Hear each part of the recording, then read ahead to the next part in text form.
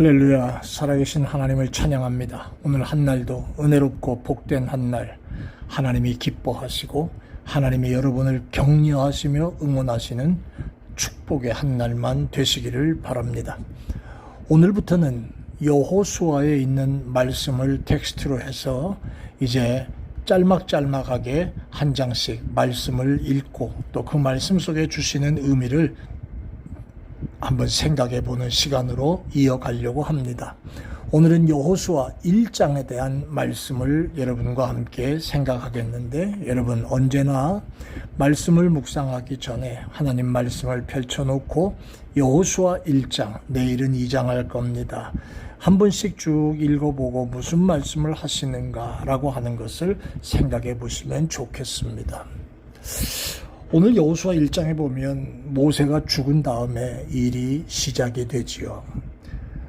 저는 모세 그리고 여호수아 이 두 사람의 모습과 또 생김새 같은 걸 한번 생각해 봤습니다.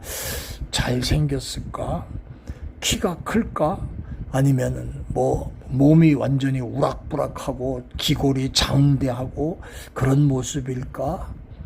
불행하게도 성경은 그런 얘기는 한마디도 있지 않습니다. 그러나 오늘 본문 1장에 시작하는 내용을 보면 곧바로 여호와의 종 모세가 죽은 후에 여호와께서 여호수아에게 말씀하셨다.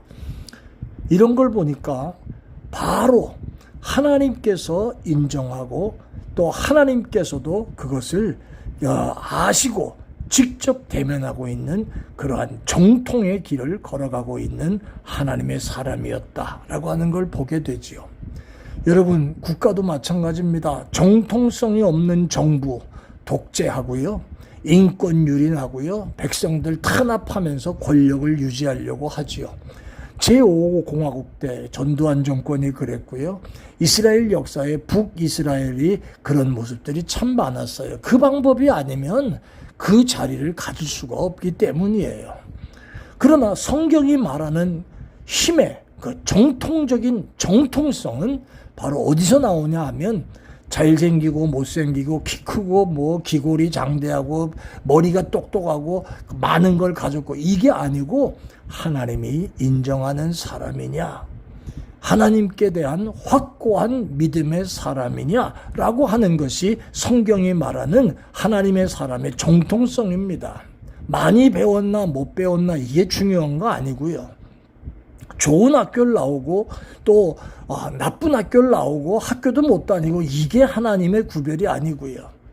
그런데 오늘 1장 1절에서부터 하나님은 여호수아에게 이렇게 정통성을 구비한 하나님의 백성, 하나님의 사람인 것을 1절부터 다시 확인시켜 주시고 있는 것을 보게 됩니다. 그러면서 하나님께서 가나안 정복을 위해서 대장 여호수아야, 6절과 9절 보니까 마음을 강하게 그리고 담대히 해라 라고 말씀하시지요.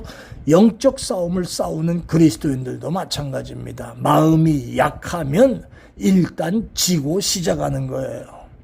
정신력이 물리적인 힘보다 더 강한 거지요.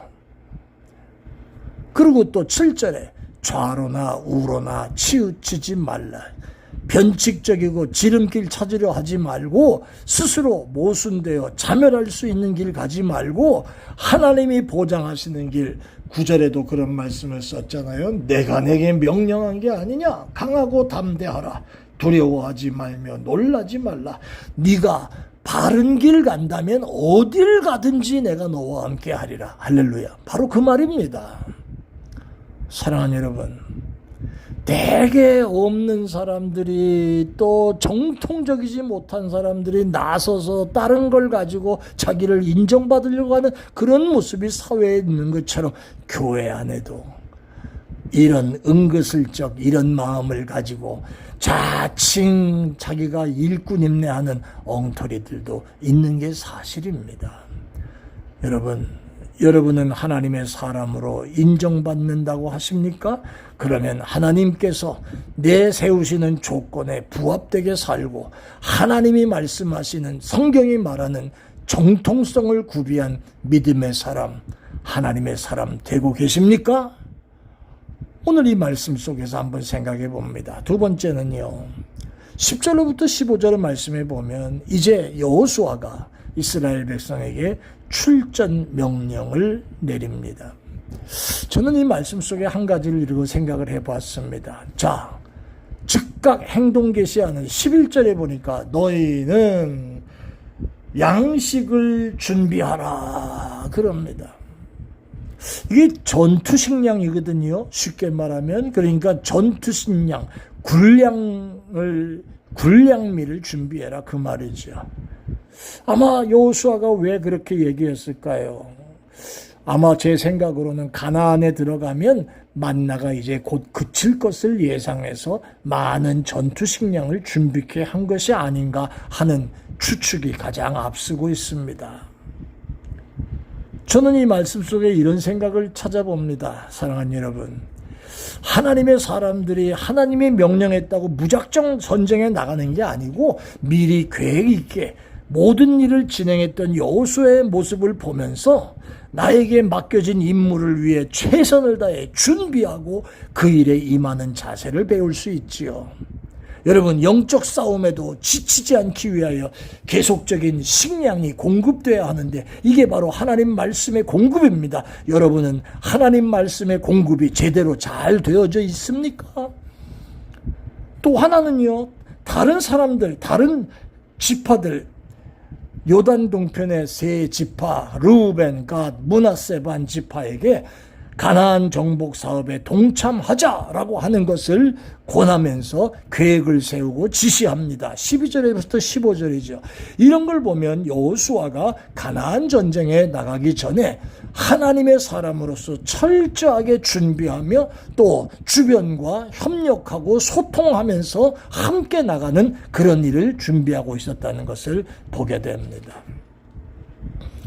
오늘은 여호수아 1장의 말씀을 생각하면서 말씀을 정리해 보려고 합니다. 여러분은 하나님이 인정하시는 정통의 길을 제대로 걸어온 사람들입니까? 아니면 그 길보다도 변칙, 요행, 지름길, 그리고 대충 이런 길로 믿음의 길을 달려온 사람들입니까? 이 순간 지금 내가 하나님의 사람입니다라고 하기 전에 나는 하나님이 말씀하시는 하나님의 사람의 조건에 맞게 살고 있습니까? 당당합니까? 영적 전쟁을 위해서 준비하는 여호수아의 모습을 보면서 영적 전쟁을 위하여 나는 어떤 준비를 하고 있습니까? 영적 식량, 하나님 말씀의 공급이 제대로 이루어지고 있습니까? 나는 나 홀로 싸우는 게 아니라 주변과 함께 싸울 그런 동역자 정신을 가지고 있습니까?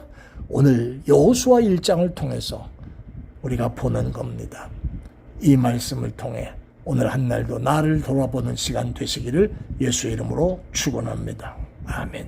고마우신 아버지, 여호수아를 배우며 은혜를 나누고 오늘도 이 말씀이 나의 마음에 교훈이 되고 거울이 되어 승리하는 종들 되게 해 주옵소서. 감사해요. 예수님 이름으로 기도합니다. 아멘. 내일 아침 여호수아 2장을 가지고 뵙겠습니다. 고맙습니다.